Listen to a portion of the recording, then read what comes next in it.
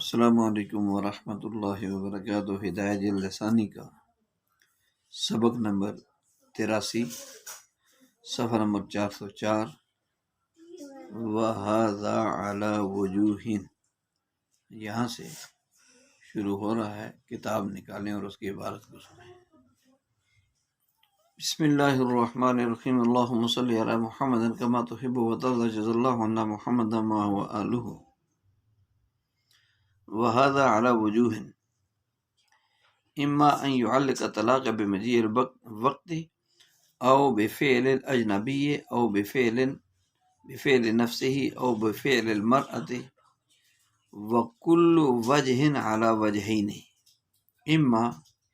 ان كان تعليق في الصحة والشرط في المرض او كلاهما في المرض، اما الوجهان اولان، وهو ما ان كان التعليق بمجيء الوقت بأن قال اذا جاء رأس الشهر فأنت طالق، او بفعل الاجنبي بأن قال اذا دخل فلان الدار او صلى فلان الظهر، وكان التعليق والشرط في المرض فلها الميراث، لأن القصد إلى الفرار قد تحقق منه بمباشرة التعليق في حال تعلق حقها بماله، وإن كان التعليق في الصحة والشرط في المرض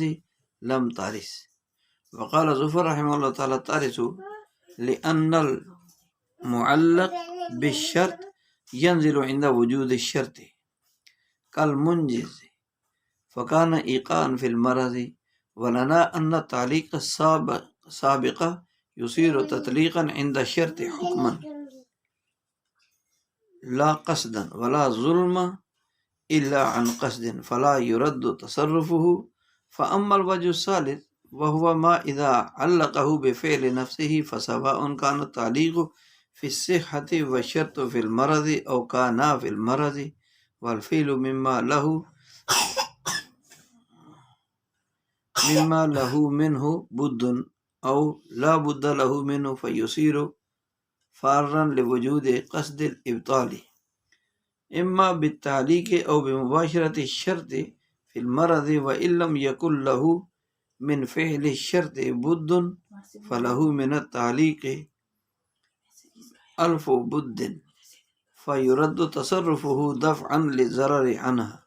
وأما الوجه الرابع وهو ما إذا علقه بفعلها، فإن كان التعليق والشرط في المرض والفعل مما لها منه بد ككلام زيد ونحوه لم ترث، لأنها راضية بذلك. وإن كان الفعل لا بد لها منه كأكل الطعام وصلاة الظهر وكلام الأبوين ترث، لأنها مضطرة في المباشرة لما لها في الامتناع من خوف الهلاك في الدنيا أو في العقبة، ولا رضاء مع الاضطرار. وأما إذا كان التعليق في الصحة والشرط في المرض، إن كان الفعل مما لها منه بد فلا إشكال أنه لا ميراث لها، وإن كان مما لا بد لها منه فكذلك الجواب عند محمد رحمه الله تعالى، ويقول ظفر رحمه الله لأنه لم يوجد من الزوج منع بعد ما تعلق حقها بماله. وعند أبي حنيفة وأبو يوسف رحمه الله تعالى ترث لأن الزوج ألجأها إلى المباشرة فينتقل الفعل إليه كأنها آلة له كما في الإكراه. بسم اللہ الرحمن الرحیم۔ کل ہم نے یہ پڑھا تھا کہ جب مرد نے اپنی صحت کی حالت میں اپنی بیوی سے کہا کہ جب چاند رات آئے تو تجھے طلاق ہے، یا جب تو گھر میں داخل ہو تجھے طلاق ہے، یا جب فلاں آدمی ظہر کی نماز پڑھ لے تجھے طلاق ہے، یا جب فلاں آدمی گھر میں داخل ہو تو تجھے طلاق ہے۔ پھر یہ چیزیں چاند رات کا آنا، گھر میں داخل ہونا، یا فلاں آدمی کا ظہر کی نماز پڑھنا، یا فلاں آدمی کا گھر میں داخل ہونا، یہ چیزیں ان میں سے کوئی بھی چیز اس حالت میں، یہ چاروں چیزیں اکٹھی نہیں ہیں، مطلب یہ ان چار میں سے کسی ایک چیز کی شرط لگا لی، اور جو شرط لگائی وہ چیز اس حالت میں پیش آئی کہ شوہر مریض تھا، بیمار تھا، تو اس کی بیوی اس کی وارث نہیں ہوگی، اس کی بیوی اس کی وارث نہیں ہوگی۔ اور اگر یہ کہنا، یہی چار شرائط میں سے کوئی ایک شرط لگا کر طلاق دینا، بیماری کی حالت میں ہو تو پھر بیوی وارث ہوگی، مگر شوہر کے اذا دخلتی دارا فانتی طالق، یہ کہنے کی صورت میں وہ وارث نہیں ہوگی۔ یہاں تک ہم نے کل پڑھا تھا وَهَذَا الْوُجُوبُ، یہاں سے یہ بتا رہے ہیں کہ یہ مسئلہ وَهَذَا الْمَسْأَلَةُ عَلَى وُجُوهٍ، یہ مسئلہ چند صورتوں پر ہے۔ تو اس مسئلے کی چند صورتیں ہیں، حالتیں تو دو ذہن میں رکھیں کہ ایک یہ تھا کہ حالت بیماری میں شوہر نے کہا تھا، اور دوسرا بیماری کی حالت میں نہیں، ایک صورت میں مریض تھا تو اس کی بیوی وارث نہیں ہوگی۔ یہ چیزیں جو پیش آئی ہیں، اس وقت بیماری میں تھا، مریض تھا، تو اس کو بیوی اس کو وارث نہیں ہوگی۔ اور اگر یہ کہنا بیماری کی حالت میں ہو تو پھر کیا ہوگا؟ ایک ہے ان کلمات کا کہنا، ایک ہے ان کا عملی پیش آ جانا، یہ دو چیزیں مختلف ذہن میں رکھنی ہوگی۔ تو یہ چیزیں پیش آنے کے اعتبار سے شوہر کے حالت مرض میں پیش آئی، مثلا وہ چاند رات آ گئی، وہ مریض تھا، گھر میں داخل ہوئی، مریض تھا، فلاں نے نماز پڑھی، مریض تھا، یا فلاں آدمی گھر میں داخل ہوا جس کی شرط لگائی تھی، مریض تھا، تو اس صورتوں میں بیوی اس کی وارث نہیں ہوگی۔ اور اگر شوہر کا یہ کہنا، اوپر تو ہے نا متن میں ہے اذا قال الرجل لامرأته وهو صحیح، تندرستی کی حالت میں کہا، تو آگے جب یہ چیزیں پیش آئی تو بیماری میں تھا تو وارث نہیں ہوگی۔ لیکن دوسری صورت یہ ہے کہ اگر یہ کہنا بیماری کی حالت میں تھا، شوہر بیمار تھا، بیماری میں اس نے کہہ دیا اذا انتی ان دخلتی دارا انتی طالق، یا کیا نام ہے اذا صلی فلانا انتی طالق، اذا دخل فلان الدار فانتی طالق، یہ کہنا شوہر کا بیماری کی حالت میں ہو تو بیوی وارث ہوگی، سوائے چار چیزوں میں سے ایک چیز کے۔ چار کیا تھی؟ ایک تھا اذا جاء راس شهر، دوسرا تھا اذا دخلتی دارا، تیسرا تھا اذا صلی فلان الظہر۔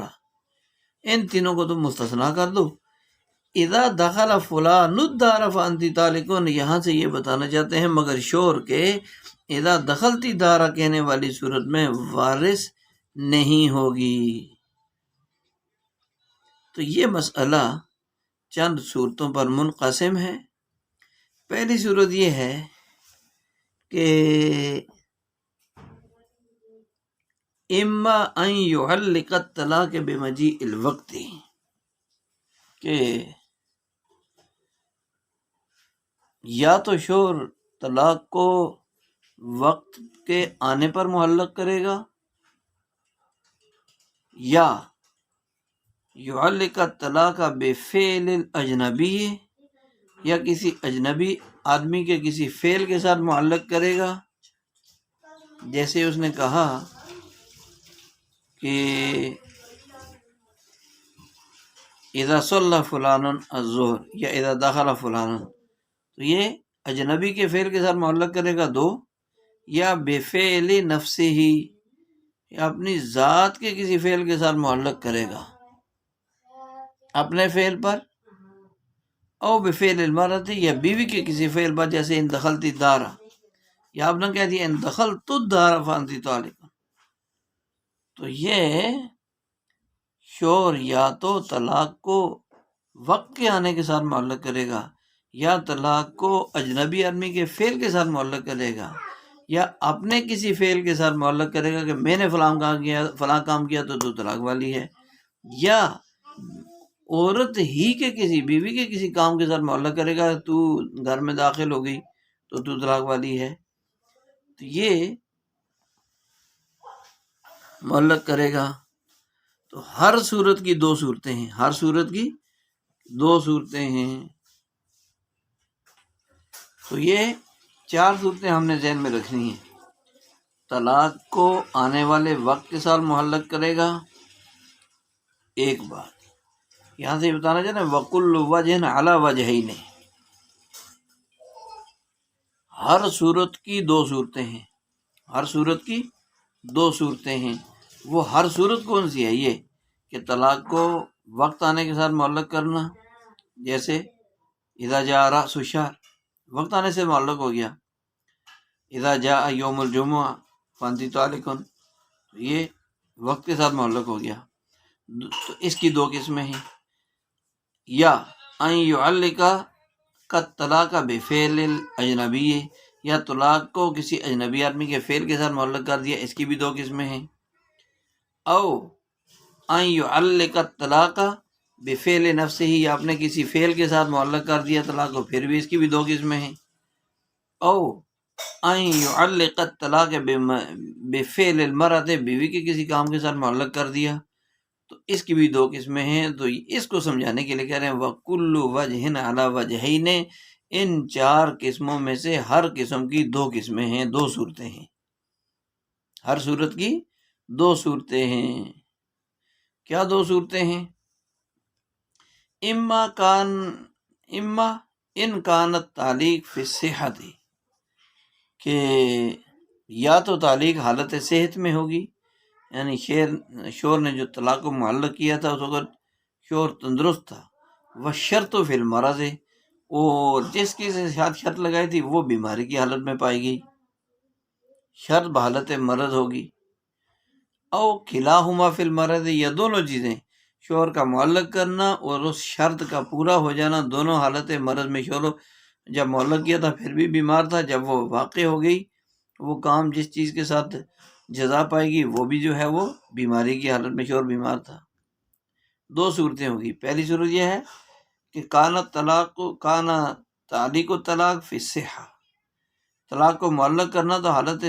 صحت میں، اور شرط جو ہے وہ حالت مرض میں، یا دونوں معلق کرنا یعنی اور شرط کا پایا جانا دونوں حالت مرض میں۔ اما الوجہان اولان، تو اب یہاں سے بتانا چاہتے ہیں یا تعلیق رہی پہلی دونوں صورتیں وہ ما ان کا تعلیق بمجیء الوقت، کہ طلاق کا معلق کرنا وقت کے آنے کے ساتھ ہو، جیسے کہ شوہر نے کہا کہ اذا جاء رأس الشہر فانت طالق، اذا جاء یوم الجمعہ فانت طالق، وغیرہ وغیرہ، کہ جب مہینے چاند رات آ جائے تو طلاق والی ہے۔ یا بفعل الاجنبی، یا کسی اجنبی کے فعل کے ساتھ معلق ہو، یہ پہلی دو صورتیں بیان ہو رہی۔ بأن قال اذا دخل فلان الدار، کہ فلاں آدمی گھر میں داخل ہو گیا تو طلاق فانتی طالق، طلاق والی ہے۔ یا ان صلی الظہر صلی فلان الظہر فانتی طالق، تو یہ دونوں اجنبی کے فعل ہیں، ان کے ساتھ معلق کر دیا، ٹھیک ہے۔ تو پہلی دونوں صورتیں، اور وہ یہ ہیں کہ جب تعلیق وقت آنے پر ہو، اس طور پر کہ شوہر نے یوں کہا کہ جب چاند رات آئے تو تجھے طلاق ہے، یا تعلیق اجنبی کے فعل پر ہو، جیسے کہ شوہر نے کہا کہ تو جب فلاں آدمی گھر میں داخل ہوگا یا فلاں آدمی ظہر کی نماز پڑھ لے گا تو طلاق والی ہے۔ تو اس میں ہو وکانت تعلیق والشرط فی المرض، اور شرط اور تعلیق دونوں بحالت مرض ہوں گے، دونوں بحالت مرض ہو گیا، یعنی دونوں حالتوں میں شوہر بیمار تھا. شوہر کیا تھا؟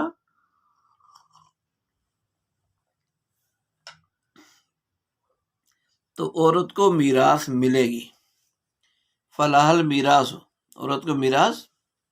ملے گی. لأن القصد الى الفرار قد تحقق منه، یعنی من الزوج، اس لیے کہ فرار کا ارادہ، وراثت سے بھاگنے کا ارادہ شوہر کی طرف سے ثابت ہو گیا، ثابت ہو چکا ہے، متحقق ہو چکا ہے. بمباشرت تعلیق فی حال تعلق حقها بماله، اس لیے کہ اس نے تعلیق کو ایسی حالت میں انجام دیا ہے جس حالت میں شوہر کے مال سے بیوی کا حق معلق ہو جاتا ہے، متعلق ہو جاتا ہے.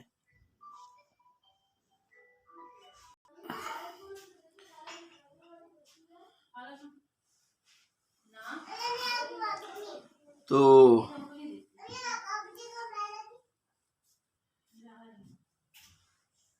اس لیے کہ شوہر نے طلاق کو،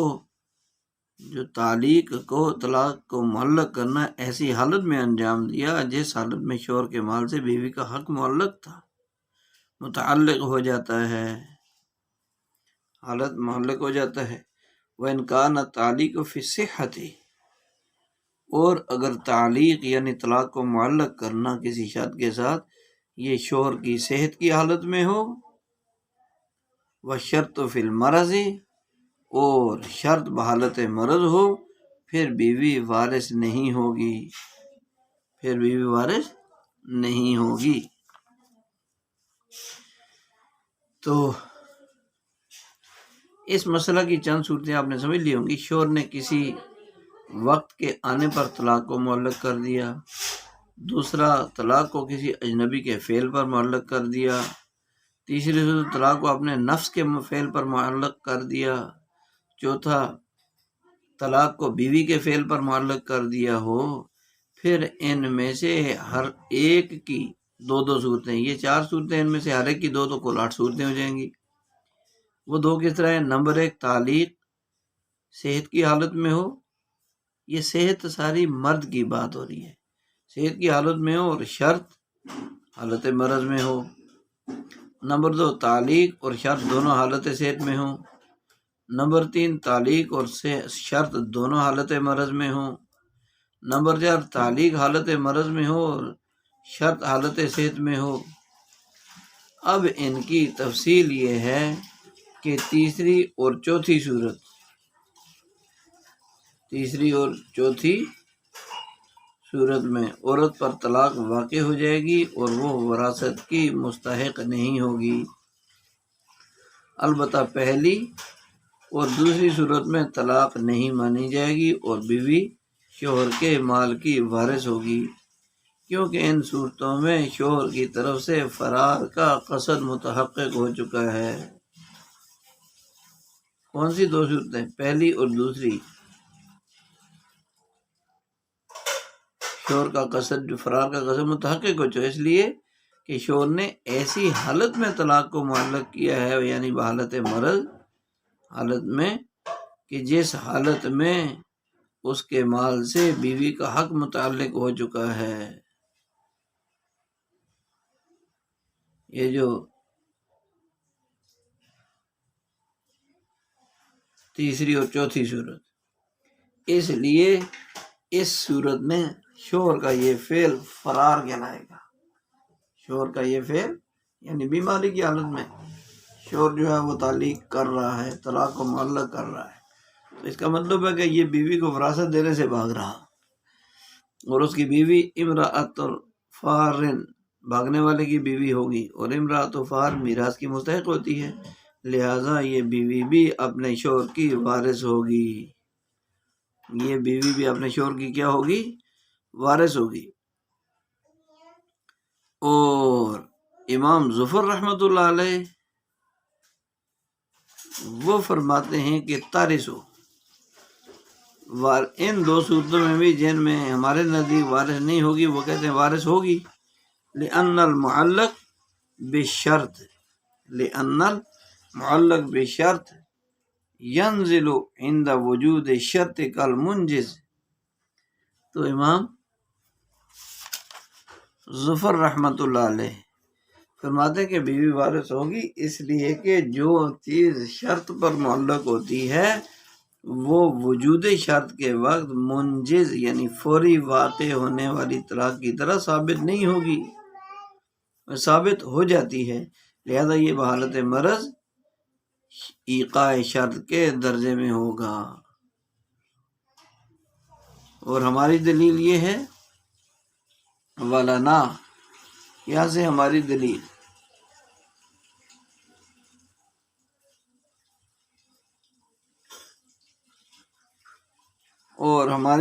یہ ہے کہ ان تعلیق السابق یصیر تطلیقا عند شرط حکما لا قصدا، ہماری دلیل یہ ہے کہ تعلیق سابق وجود شرط کے وقت، شرط کے پائے جانے کے وقت حکماً تعلیق ہوگی نہ کہ قصداً، اور قصد کے بغیر ظلم متحقق یعنی ثابت نہیں ہوتا، اس لیے شوہر کا تصرف رد نہیں کیا جائے گا۔ فلا یرد تصرف الزوج، شوہر کا تصرف رد نہیں کیا جائے گا، شوہر کا تصرف رد نہیں کیا جائے گا۔ تو اس کے برخلاف پہلی دونوں صورتوں میں بیوی وارث نہیں ہوگی، یعنی جب تعلیق حالت صحت میں ہو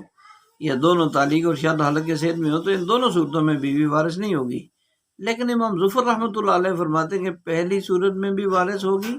کیونکہ جو چیز کسی شرط پر معلق ہوتی ہے وہ چیز شرط کے پائے جانے کے وقت منجز کی طرح ہوتی ہے، فوری طلاق واقع ہونے کی طرح، اور غیر معلق شمار ہوتی ہے، لہذا حالت صحت کی حالت میں کی ہوئی تعلیق کا بیماری کی حالت میں پایا جانا یہ ایسا ہی ہے گویا کہ اس نے حالت مرض میں طلاق دی ہے، اور حالت مرض میں دی جانے والی طلاق واقع ہو جاتی ہے، مگر یہ طلاق فار کہلاتی ہے، بھاگنے والے کی طلاق، وراثت دینے سے بھاگنے والا، اور فار کی بیوی وراثت کی مستحق ہوتی ہے، اس لیے اس شخص کی بیوی بھی مستحق ہوگی۔ لیکن ہمارے ہاں اس صورت میں بھی وہ عورت وارث نہیں ہوگی، کیونکہ تعلیق سابق وجود شرط کے ساتھ کے وقت حکماً تطلیق ہوتی ہے، قصداً تطلیق نہیں ہوتی۔ یہی وجہ ہے کہ اگر کوئی آدمی تعلیق طلاق کے وقت عاقل اور ذی فہم تھا، سمجھدار تھا، بالغ، لیکن وجود شرط کے وقت وہ مجنون اور پاگل ہو گیا تھا، تو اس کی بیوی پر طلاق واقع نہیں ہوگی، کیونکہ تعلیق سابق حکماً ہی تطلیق ہوتی ہے، قصداً نہیں ہوتی ہے، اور قصد کے بغیر فرار وہ متحقق یعنی ثابت نہیں ہوتا، اس لیے اس آدمی کی بیوی پر طلاق واقع ہو جائے گی، اور اس کی وجہ سے وہ شخص فار نہیں کہلائے گا، اور جب وہ فار یعنی بھاگنے والا نہیں کہلائے گا تو اس کی عورت مطلقہ ہونے کے بعد وراثت کی مستحق بھی نہیں ہوگی۔ فَأَمَّا الْوَجْهُ الثَّالِثُ، رہی تیسری صورت وَهُوَ مَا إِذَا عَلَّقَهُ بِفِعْلِ نَفْسِهِ، کہ شوہر نے بیوی کی طلاق کو اپنے فعل پر معلق کیا، ان خرجت من البیت فانتی طالق، ان دخلت فی البیت فانتی طالق، اپنے ذاتی فعل کے ساتھ، فسواء کان تعلیق فی صحہ، تو برابر ہے کہ تعلیق چاہے صحت میں ہو اور شرط مرض میں ہو، او کانا فی المرض، یا تعلیق اور شرط دونوں جو ہے وہ مرض میں ہوں، والفعل مما لہ، مرض میں ہو اور فعل کوئی ایسا ہو جس سے شوہر کو چارہ ہو، یعنی یا اس سے چارہ کار نہ ہو، کیے بغیر چارہ کار نہ ہو، تو ہر صورت میں شوہر کیا ہوگا؟ فار کہلائے گا، شوہر کیا کہلائے گا؟ فار کہلائے گا۔ فَيَرُدُّ تَصَرُّفُهُ دَفْعًا لِضَرَرٍ عَنْهَا لَا بُدَّ مِنْهُ فَيُصِيرُ فَارًا لِوُجُودِ قَصْدِ الْإِبْطَالِ، تو کیا ہوگا؟ اس لیے کہ وراثت کو باطل کرنے کا قصد موجود ہے، وراثت کو باطل کرنے کا ارادہ پائے جانے کی وجہ سے۔ یہ فَأَمَّا الْوَجْهُ الثَّالِثُ سے دوبارہ ذرا اس کو سمجھیں، ترجمے کو۔ رہی تیسری صورت، وہ یہ ہے کہ جب شوہر نے طلاق کو اپنے فعل کے ساتھ معلق کیا تو برابر ہے کہ وہ معلق کرنا حالت صحت میں ہو اور شرط حالت مرض میں ہو، یا معلق کرنا اور شرط دونوں حالت مرض میں ہو، اور فعل مما لہو اس کلام کے ساتھ، اس کلام سے ہو جس کلام سے شوہر کو چارہ ہے، او لا بد لہو منو، یا اس کے بغیر چارہ ہی نہیں، یا اس کے بغیر چارہ ہی نہیں ہے، تو فیصیر فار الوجود فارن، تو یہ شوہر فار ہوگا، فار ہو جائے گا، قصد الابطال لوجود قصد الابطال، کہ میراث کو باطل کرنے کا ارادہ پائے جانے کی وجہ سے، اما بتعلیق و بمعاشرت شرط، یا تو تعلیق کی وجہ سے یا بحالت مرض شرط کو انجام دینے کی وجہ سے۔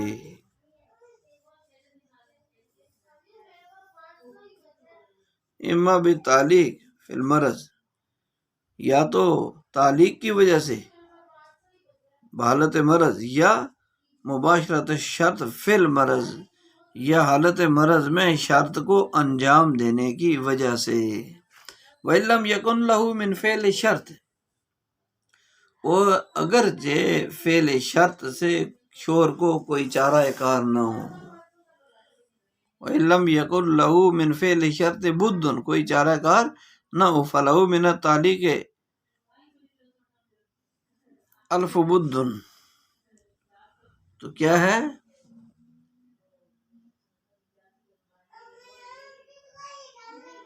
الف بد فیرد التصرف دفعا لضرر عنہا، تو کہہ رہے ہیں لیکن، اور اگرچہ فعل شرط سے شوہر کو کوئی چارہ کار نہیں تھا، لیکن تعلیق سے تو اسے ہزاروں چارے تھے، ہزاروں واسطے تھے، لہذا بیوی سے ضرر کو دور کرنے کے لیے شوہر کا تصرف رد کر دیا جائے گا۔ فَيُرَدُّ تَصَرُّفُ الزَّوْجِ دَفْعًا لِضَرَرٍ عَنِ الْمَرْأَةِ، کہ بیوی سے ضرر کو دور کرنے کے لیے شوہر کا تصرف رد کر دیا جائے گا۔ یہاں سے یہ بتانا چاہتے ہیں کہ اس عبارت میں تعلیق کی تیسری صورت، خلاصہ یہ ہے کہ اگر شوہر نے طلاق کو اپنے فعل پر معلق کر دیا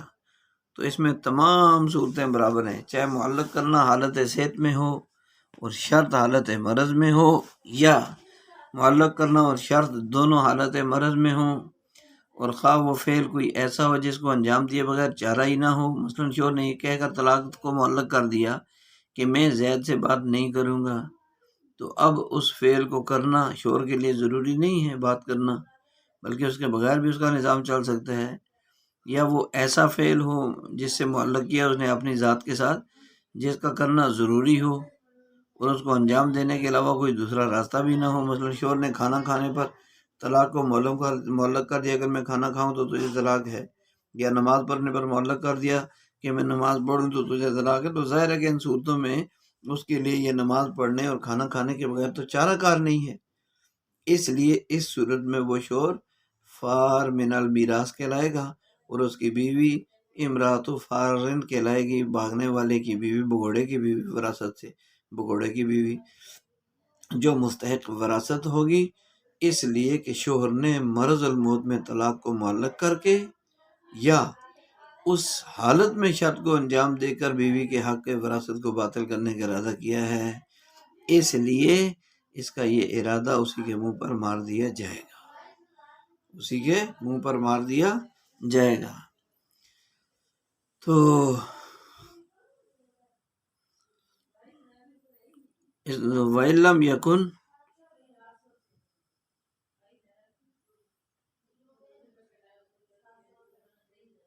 وَإِلَّمْ يَكُنْ لَهُ مِنْ فعل شرط،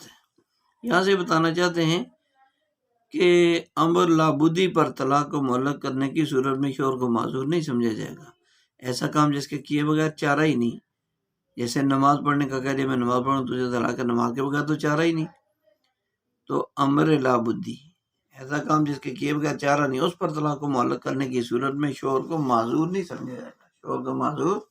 نہیں سمجھا جائے گا، کیونکہ اس صورت میں اس کی طرف سے کمی اور کوتاہی ہے، اس لیے کہ وہ امر لابودی کے علاوہ کسی دوسری چیز سے بھی تو معلق کر سکتا تھا نا۔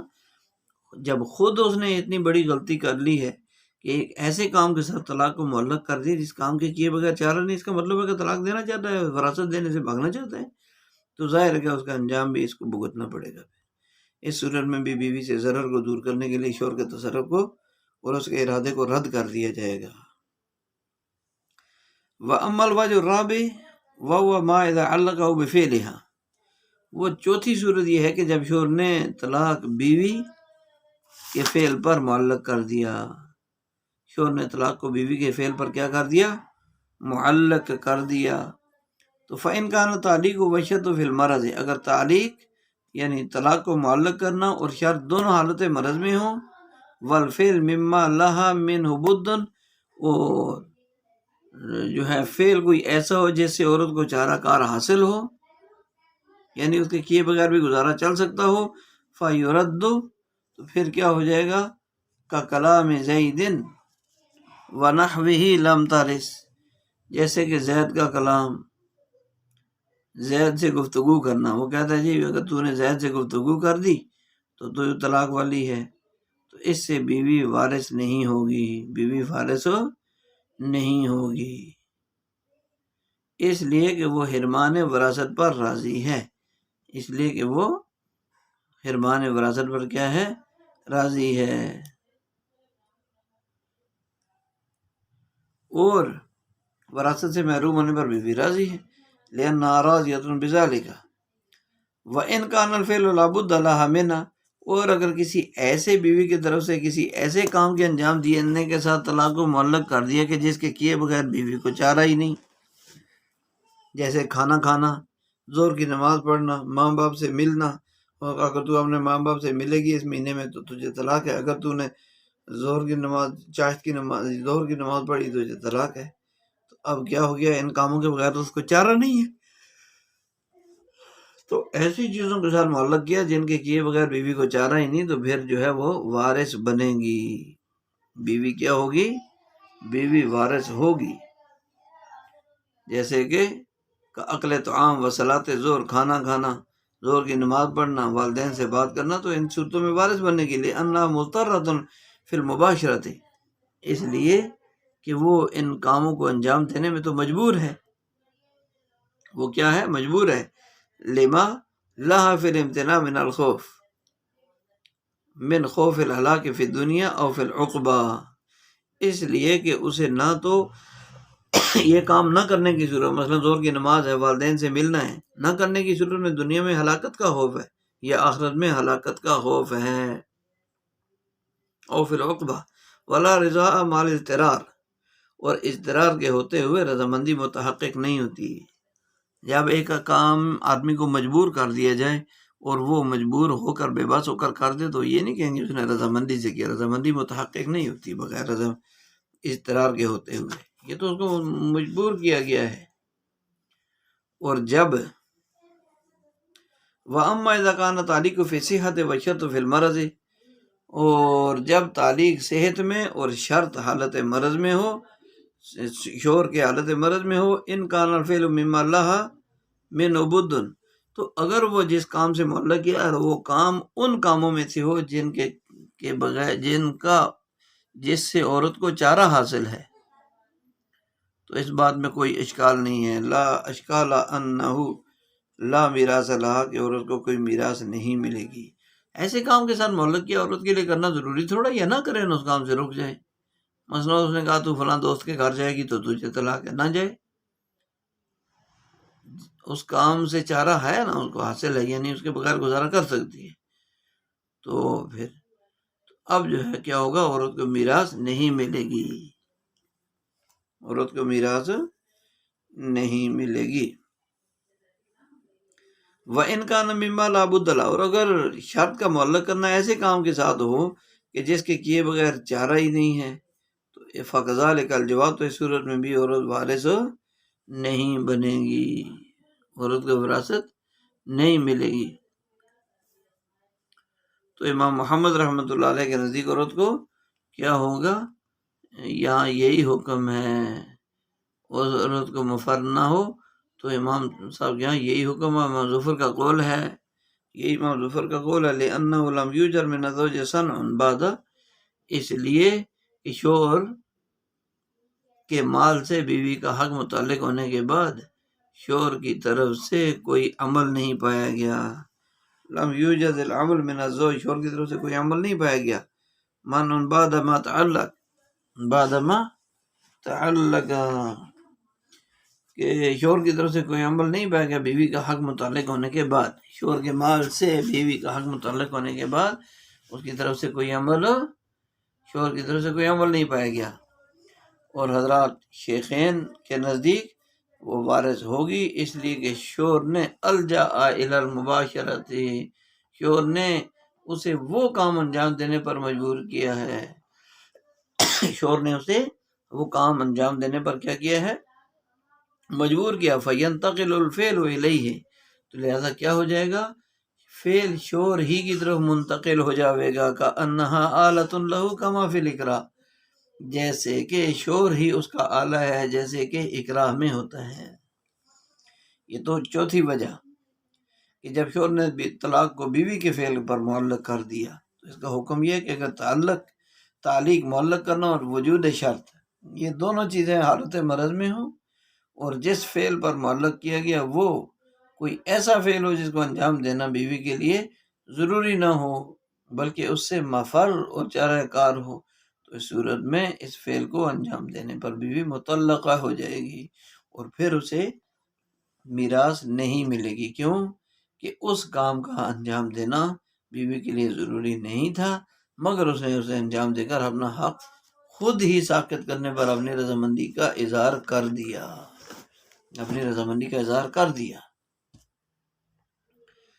اس لیے اس کا حق میراث ساقط ہو جائے گا۔ ہاں البتہ اگر طلاق کو کسی ایسے فعل پر معلق کیا گیا ہو جس کا کرنا بیوی کے لیے ضروری تھا، چارہ نہیں تھا اس کے کیے بغیر، تو اس صورت میں اس فعل کو انجام دینے پر بیوی شوہر کی وارث ہوگی، کام کر بھی دے پھر بھی وارث ہوگی، اس لیے کہ وہ اس فعل کو انجام دینے کے لیے مجبور ہے، محض ہے، اور یہ مجبوری خود شوہر کی طرف سے ہے، اسے لاحق ہوئی ہے، کیونکہ اگر وہ اس کام کو انجام نہیں دے گی تو کھانا نہ کھانے یا قضاء حاجت نہ کرنے میں اس کا دنیاوی نقصان ہوگا، اور نماز نہ پڑھنے کی اگر شرط ہے تو اس کا آخرت کا نقصان ہوگا، اور ظاہر ہے کہ یہ چیزیں دنیاوی ہوں یا اخروی اس کے حق میں نقصان دہ ہیں، اس لیے اس صورت میں وہ اپنا حق ساقط کرنے پر راضی نہیں ہوگی، اور جب وہ حق ساقط کرنے پر راضی نہیں ہوگی تو ظاہر ہے کہ وہ وراثت کی حقدار ہوگی، پھر وراثت کی حقدار ہوگی، تو یہ اس مسئلے کا خلاصہ ہے، باقی اس میں تفصیل ہے، اگر کسی آدمی نے کسی دوسرے آدمی کو کسی تیسرے آدمی کا مال ہلاک کرنے کا حکم دیا اور اس نے ہلاک کر دیا، تو مال ہلاک ہونے والے مال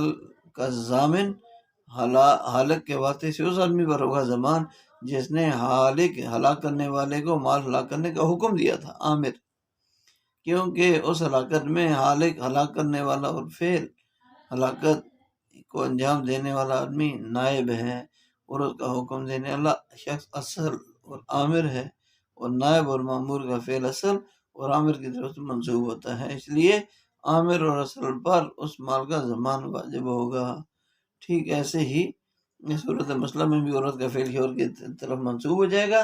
اور شوہر ہی مجرم کہلائے گا، اور اس کی تصریح سے قصداً الی الفرار متحقق ہو جائے گا شوہر کی طرف سے، جس کی وجہ سے اس کی بیوی وارث بن جائے گی،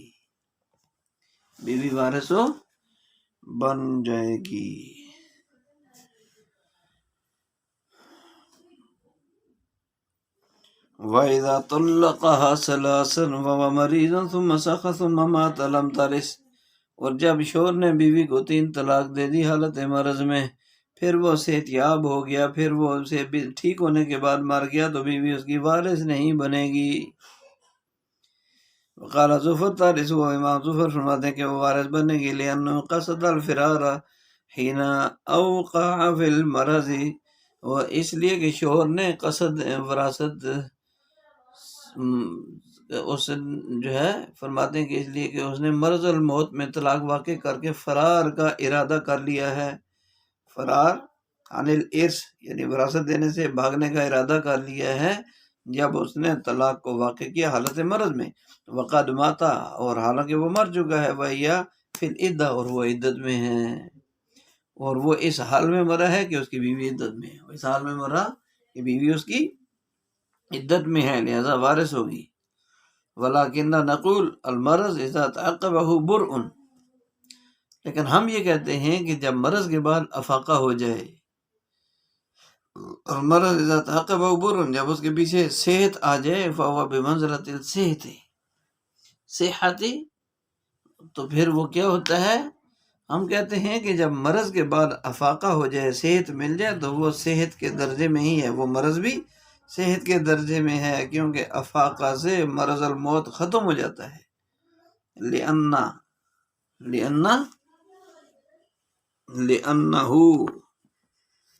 ینعدم بہ مرض الموت، اس لیے کہ افاقہ سے کیا ہوتا ہے، مرض الموت ختم ہو جاتا ہے، مرض الموت کیا ہو جاتا ہے، ختم ہو جاتا ہے۔ تو افاقہ سے جب مرض الموت ختم ہو جاتا ہے، لہذا یہ واضح ہو گیا، لہذا فتبین یہ ظاہر ہو گیا، واضح ہو گیا، انہ لا حق لہا یتعلق بمالہ، کہ عورت کا کوئی ایسا حق نہیں ہے جو شوہر کے مال سے متعلق ہو، بمالہ بمال زوج فلا یصیر زوج فارا، اس لیے شوہر فار نہیں کہلائے گا، شوہر فار نہیں کہلائے گا۔ اس کی صورت یہ ہے، کسی آدمی نے بیماری کی حالت میں اپنی بیوی کو 3 طلاق دے دی، پھر وہ صحت مند ہو گیا، لیکن کچھ دنوں کے بعد صحت کی حالت میں وہ مر گیا، تو اب اس کی متعلقہ بیوی ہمارے ہاں وارث نہیں ہوگی، امام ظفر کے ہاں وہ وارث ہوگی۔ ان امام ظفر کی دلیل کہ حالت مرض میں شوہر نے جو طلاق دی ہے، وہ طلاق دے کر رائے فرار اختیار کیا ہے، یعنی وراثت دینے سے بچا ہے، اور بیوی کی عدت کے دوران ہی اس کا انتقال بھی ہوا ہے، شوہر کا انتقال بیوی کی عدت کے دوران ہوا، اس لیے وہ شوہر فار کہلائے گا، اور امراتو فارن مستحق میراث ہوتی ہے، بھاگنے والے کی بیوی وراثت کی مستحق ہوتی ہے، لہذا اس کی بیوی کو وراثت ملے گی، امام ظفر فرماتے ہیں، اور وہ میراث سے محروم نہیں ہوگی۔ رہا مسئلہ درمیان میں صحت یاب ہونے کا، کہ پہلے بیمار تھا پھر صحت یاب ہو گیا، تو اس کا کوئی اعتبار نہیں ہوگا، کیونکہ موت اس صحت پر غالب آ چکی ہے۔ اس کے برخلاف ہمارے ہاں مذکورہ عورت میراث کی مستحق نہیں ہوگی، احناف کے ہاں۔ کیوں؟ کہ جب بیماری کے بعد شوہر ٹھیک ہو گیا، فاقہ ہو گیا، تو وہ صحت مند لوگوں کے درجے اور زمرے میں شامل ہو گیا نا، اور اس افاقے نے، بیماری سے ٹھیک ہو جانے نے مرض کو مرض الموت کی فہرست سے خارج کر دیا۔ اب یہ نہیں کہیں گے کہ یہ بیماری جو تھی یہی مرض الموت تھی، وہ تو بعد میں ٹھیک ہو گیا پھر مرا، اور یہ واضح کر دیا کہ اس مرض میں شوہر کے مال سے بیوی کا کوئی حق متعلق نہیں ہوا تھا، اور نہ ہی اس کے شوہر نے فرار کا قصد کیا، اس لیے کہ اس کی دی ہوئی طلاق بھی واقع ہوگی، اور بیوی وراثت سے محروم بھی رہے گی، بیوی وراثت سے محروم بھی رہے گی۔